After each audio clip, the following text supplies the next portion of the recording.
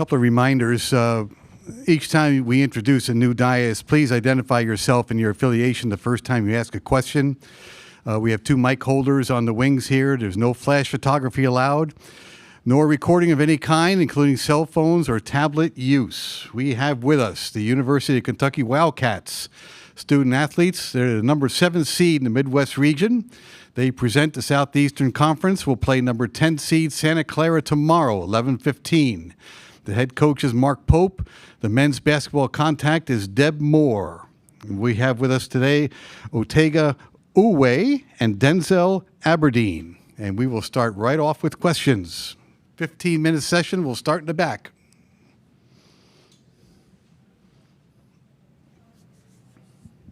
Hey guys, Daryl Burr with the Cat's Paws. Coach the other night decided to have a private watch party for the selection show. He said it was beneficial. What did you guys like about that move? Are you glad that he did it?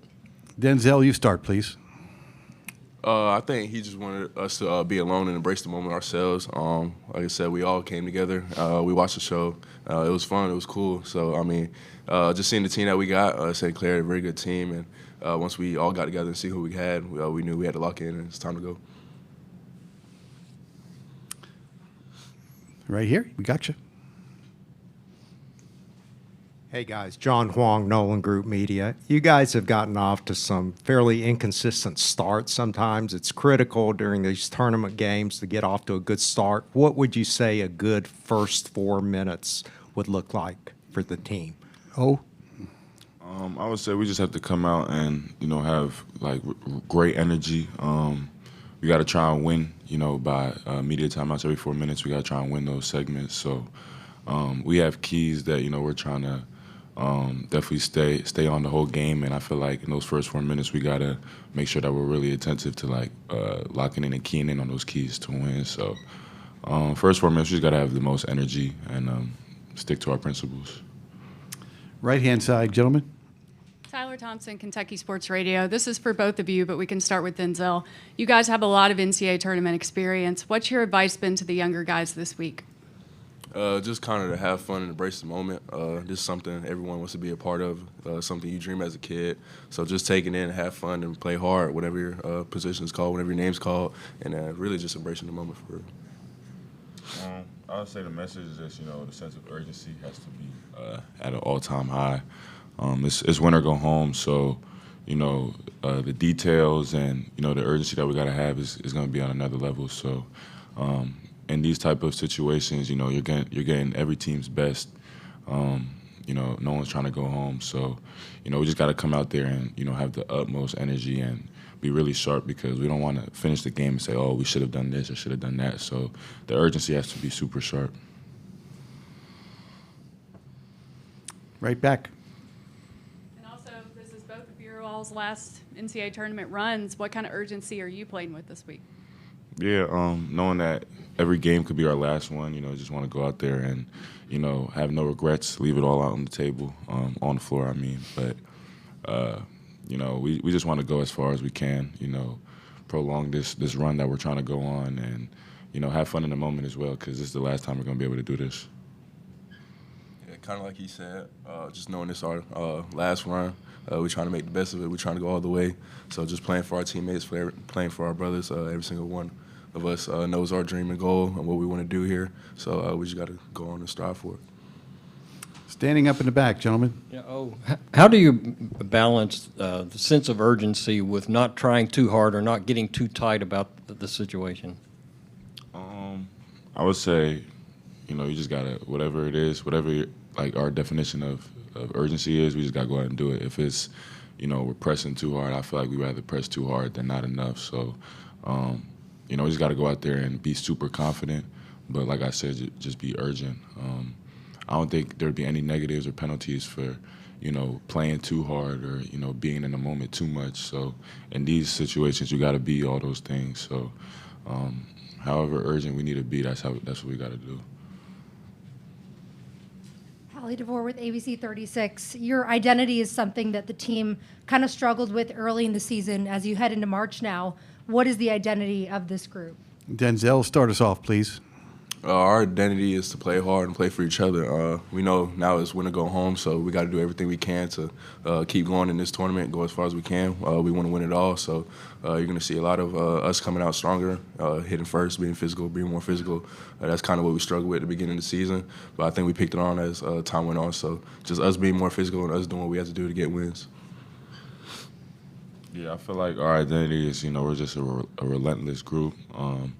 This season, I feel like we've had a lot of ups and downs, and we just never quit. We fought through it all. Could be down 20, we still gonna fight and try, win the game. So I feel like that's our identity. We're definitely trying to limit those slow starts, but regardless of how it goes, we're still gonna fight, and I feel like that's our identity. At some point in the game, Santa Clara is going to go on a run. And when that's happened in the regular season, can you kind of just take us into the huddle and describe what goes on during those periods? Oh, go ahead. Yeah, we just try and stay really, really calm, even keel. We just try and discuss, how we could stop the run or how we could fix it. That's what basketball is. It's literally a game of runs.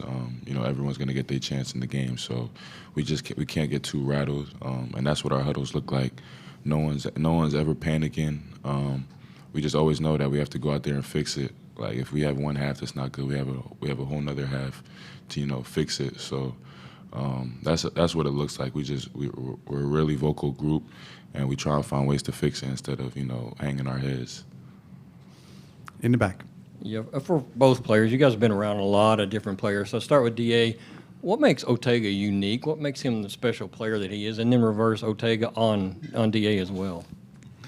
Yeah, everybody know what he does. He comes in the game, gives us constants 20 balls. He's just a bucket getter. But he's not only just that. He plays hard for each other, man. He defender, great defender. He's always getting them transition steals, leading the dunks. But he's a great player. He's strong, fast, quick, guard the best guy all the time, and he just always get a bucket. So. Obviously, DA. I feel like DA had one of the hardest jobs to do. Playing the point guard spot, but still, having to be a huge vocal point for us.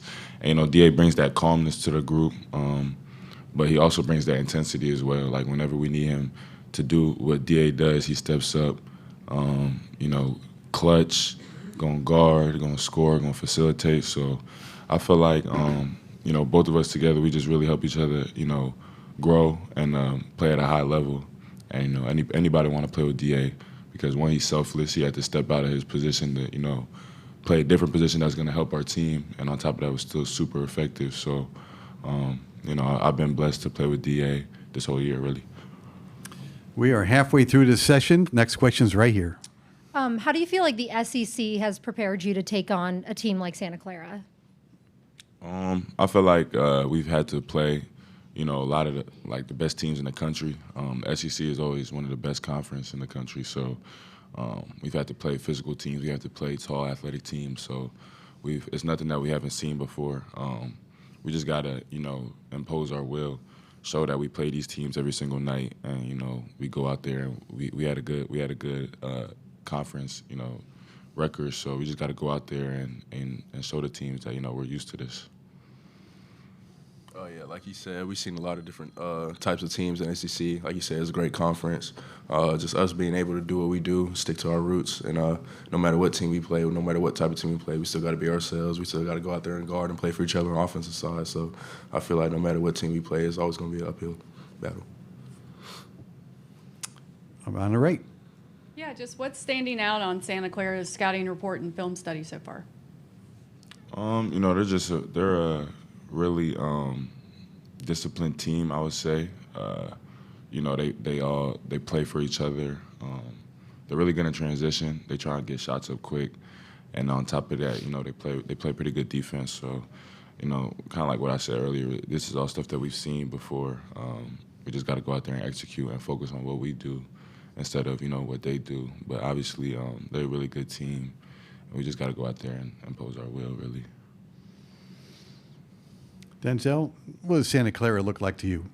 I think they're a great team as well. They got a great coach, great group of guys. They all play for each other. We've seen a lot. They get out and transition a lot. They're a really good defending team also. They're very physical. They're going to reach, grab, and all that.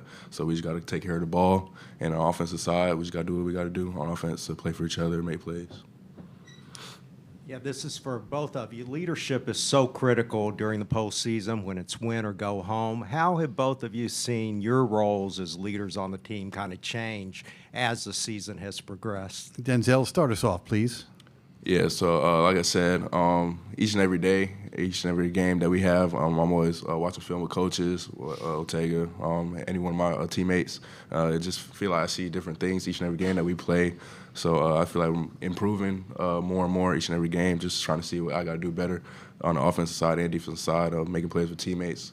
And I just feel like each game I'm building more and more that leading character, seeing different things, trying to tell other guys what I see, what we can do better out there, and just try to be more of a vocal leader. So I feel like each and every game I'm trying to improve at that, and it's just getting better and better each game. Yeah, I think I've grown in being more of a vocal guy. I was always like a lead by example kind of player, but you know, me being one of the older ones, I feel like now I got to be more vocal. So I've definitely been working on that throughout the season, and then Coach Pope has done a good job of trusting me and DA to be those leaders, and just giving us the confidence to lead in our own ways instead of it being like a traditional way. So I will say I definitely got better, just being more vocal. 4 minutes to go. Question in the back. As for DA, when you were kind of forced into the point guard role, especially early, how often was Jalen Lowe in your ear, and how has he helped you through this process? Yeah, he was in my ear a lot, especially in practices and media timeouts. Each practice, he always telling me what he sees out there, what I can do better, what the defense is in, because when he's watching, he sees everything really than what I see for real out in the court. So each media timeout, he's always in my ear telling me what to do, where to put people in certain positions. So shout out to him. He's been great ever since he went down, and I'm just thankful to have him because he helped me along the way. Right back, Gina. Thank you. Yeah, you just reminded me of one. What's it like for you guys playing, knowing there's someone like Jalen who can't play in this event? Yeah, I mean, he's amazing, man. He would kill to be in this position right now. So just taking everything I can from him, him helping us no matter what position he's in, whether it's playing or whether it's just trying to be another teammate, another leader, a great leader for me to do what I got to do to be out there and help this team. So if it wasn't for him, I wouldn't be in this position right now. As far as helping my team, being able to do what I can do out there on the court, because he gives me the utmost confidence and he helps me out each and every game. So. Yeah, before Coach Pope comes out here, can you guys just give us a little heads up on what kind of mood he's in this week? Oh, He's in a great mood. This is a great time of the year. Everyone watches March Madness. Everyone wants to be in this position, so he's in a great mood.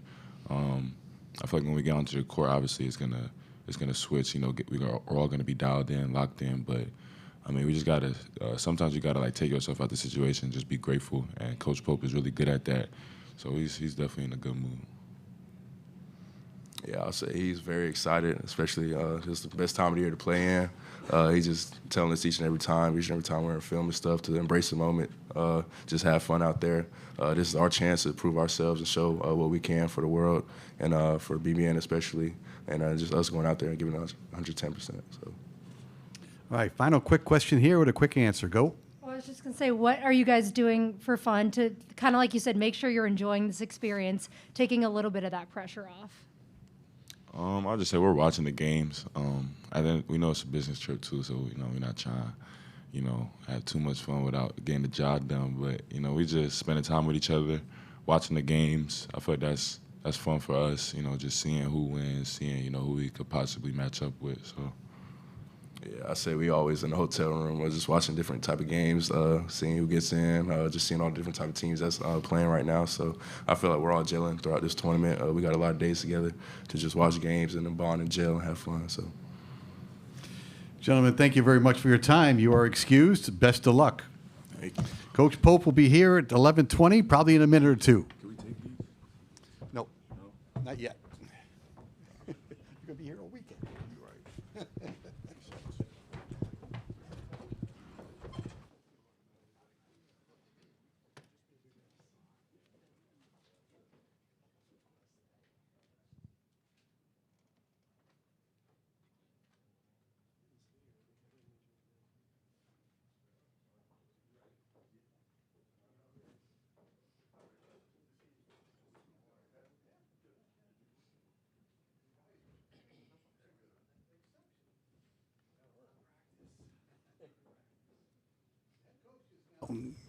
The head coach is now with us, Mark Pope, and we're going to ask him to make a statement on his team about being in the great city of St. Louis, and then we'll go to questions. Mark, please.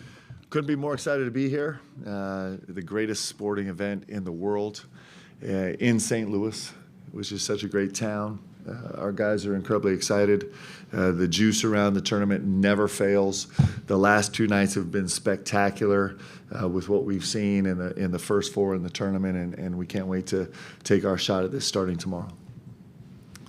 First question, we got 2 in the back standing up. Gina, thank you. Daryl Burr with the Cat's Paws in Lexington. Herb Sendek had a brilliant academic career, could have done anything. Can you imagine someone giving that up to be a basketball coach? He lost his mind. In fact, Coach Pitino would talk about that all the time with Herb. It's just like, I don't know what he was thinking.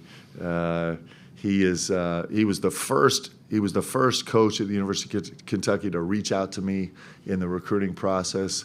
I fell in love with him in our first phone conversation. He's not just brilliant. He's way too smart to be in this game, but he also is. He's one of the best people you'll ever meet. Like, he does things the right way. He cares about people. He cares about his program. He cares about doing the right thing. He cares about representing. He's a kind-hearted, wildly intelligent, devoted coach, and he's been a good friend to me. I love him dearly. Mark Story, Lexington Herald-Leader. Mark, this is a 2-parter. How much stock do you put in the plus-minus category? And what does it tell you that Mo Diabate has been plus in 10 of the last 13 games? Yeah, so like all analytics, it's plus minus in a general sense is a pretty broad brush stat that depends on so many other factors in the game, but it is something, right? It does tell you at least one slice of the story. You just have to consider it in the context of all the other things, and there's no surprise to us that Mo Diabate is a positive plus minus guy. He just brings so much energy and intensity and physicality, and he brings so much to our team. In a lot of ways, he's been the defensive, emotional heart and soul of our group. When he's great, we're great, almost without fail. He carries a big burden on our team, and he's been terrific for us. We're right here on the left and then back to the back. Go. Hey, Mark, John Huang, Nolan Group Media. You've talked throughout the year about the importance of handling distractions, especially off the court. Yeah. How do you think this particular team has done with that, and especially as it builds up to this week? Yep. Well, we've had no shortage of distractions. So there's no team with more experience dealing with distractions than the University of Kentucky walking into this tournament. So I got a lot of confidence in our guys. Yeah, Mark, ask Herb why he went the coaching route. Why did you, when you were a year short from being a doctor? Well, I watched Coach Sendek do it, and I'm like, well, he's pretty smart, and I admire him, so let me follow in his footsteps. That's really not true. This game has a magical pull, man, and this time of year has a magical pull. It just sucks everybody. Probably every sports fan in the world just about gets sucked into this thing, and it certainly has had a power over me. I love it. I love everything about it. I love the chance to be in a locker room. I love the chance to grow a team. I love the chance to face adversity and overcome it. I love the chance to do things that people don't think you can do when they don't think you can do them. I love the chance to climb the mountain, and all of that is here. All of that's in a season. All of that, it culminates here at the NCAA tournament. So for me, in a long journey to get back to this game, it was pretty clear. It just rings in my heart. It's important. I love it. I love everything about it. Right-hand side, Mark. Mark, Ben Baby with ESPN. There's a lot of conversation about how much rosters are costing these days to build. When that's such a public, point, and people are talking about as much, does that create more pressure to produce or make a deep run when people are talking about how much it costs to put together one of these teams? Well, I don't know if it creates more pressure. The pressure is ever present. You earn the pressure. Everybody in sports is fighting to earn pressure. If you have no pressure, then it means you're irrelevant. So the pressure is something we're all chasing, right? The day that you don't have pressure means you're just not relevant. It doesn't matter, right? So the pressure is the reward for doing great work. In terms of the NIL situation, it might add some pressure to it. I think it can add, it definitely adds distraction. you know, it takes on I don't want to get sidelined on a commentary about reporting, but I do think there's a chance that accuracy in reporting has taken a massive, insane hit. On a daily basis, we read things and we just shake our head and be like, man, I wonder if anyone actually believes this stuff. So that's probably the biggest distraction that it brings. But in terms of the pressure, the pressure is ever present, and we want it. Like, that's why we come to Kentucky, is for it to matter. And so we love that part. Back on the left again. Thank you. Yeah, Mark, you guys have shown to be really efficient up-tempo. You actually average more fast break points than Santa Clara. Why is it not so simple to say we're going every single time as fast as we can go? Well, that basically is our game plan. Thanks for sharing that with the whole world. No, it's actually not. It's actually not that much more complicated than that. For us right now, there are a lot of slices to that like, we want to chase transition as much as we possibly can, and we're dealing with some offsets that we just have to manage. Part of that is our roster availability. Part of that is, positionally where we are. Part of that is our, like I said, our depth part. Part of that can be influenced by opponents. So there's parts of that. But yes, we're incredibly efficient in transition. We would love to live there as much as we possibly can. And we also have to deal with some offsetting issues for sure. We are halfway through the session. Next question is standing up on the left. Mark, speaking of unusual things that were reported this week, did Kentucky offer any individual player $7 to $9 million? So I assume I'm allowed to answer this question, yes? Well, all the media people are saying yes. So I can tell you this. It is, and I've been in this business for a long time, but at Kentucky, it's just different. It's just different. The amount of information that is, and I think part of the problem too is that I'm gonna get myself in trouble. But whatever. This is how we live. I think part of the reason is there's been such blurred lines between all media. I don't think anybody differentiates between social media with someone in their underwear in their basement that has nothing to do versus, like, the most noted journalist in the world with unbelievable ethics. I think that it all blurs together, and then we just start reporting what everybody else is reporting, whether it has any validity or not. And so, like I said, on a daily basis, literally a daily basis. In fact, I had this experience with Mitch. So Mitch walked in my office 2 days ago, and I'm right now we're so dug in that I'm not really spending a lot of time on reporting. And had a couple stories where I was just I was dumbfounded and befuddled by what was out there and what was being said and what was being supported. And then I just was like, well, that's actually the same type of stuff that was said last week and the week before and the week before and the week before. To BBN, I would just say, please don't believe anything you read about anything, because if I was going to tell you the percent of stuff that was actually reported accurately, it'd probably be in the 5th percentile. It's just an interesting time in the world. And that just is what it is. But there's craziness swirling around, but that's the circus that comes with Kentucky. Like, that's all part of what makes Kentucky so great. What makes it different than everyone else is that if anybody wants clicks, they could just say any crazy thing or write any crazy thing or click anything crazy thing about Kentucky, and they're going to get clicks and they're going to get likes and they're going to get controversy. And it's the way that we elevate our stature in the media, unfortunately. I'm not talking about, it's a broad brush. I'm not talking about every media member, but or social media member, which is, really not a media member at all. But there's nobody more surprised about what the head coach at Kentucky has done than the head coach at Kentucky. I'm shocked by it every single day.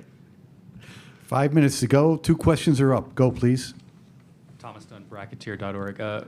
Mark, your time at BYU kind of coincided with Santa Clara's rise under Herb. When it comes to the times that you've faced off against her, what are some of the principles that have to stay sharp from your experience? And then specifically to this team, what sticks out? Yeah, Herb is so good, man. He's so good, and he's so fundamental. And his guys are smart. They play with an IQ. They have a purpose. He's actually, you can, if you watch his last, I think he's been at Santa Clara maybe for a decade. Is that possible? And he's really evolved also. This team is way different. Like,